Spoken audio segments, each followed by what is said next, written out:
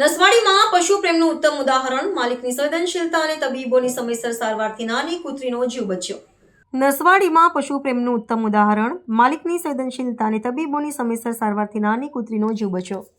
નસવાડી તાલુકામાં પશુ પ્રેમ અને માનવતાનું સરાહનીય ઉદાહરણ જોવા મળ્યું છે. નસવાડી ગામના સ્ટેશન વિસ્તારમાં રહેતા પશુ પ્રેમી ચિરાગભાઈ ગુપ્તાની પાલિત નાની કૂતરી અચાનક ગંભીર રીતે બીમાર પડી હતી.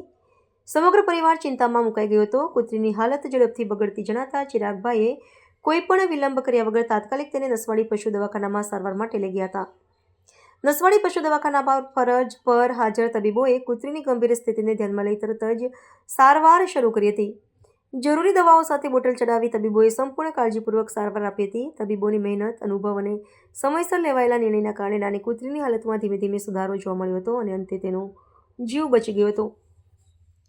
આ ઘટનાથી ચિરાગભાઈ ગુપ્તાની પશુપ્રેમી ભાવનાની સર્વત્ર પ્રશંસા થઈ રહી છે.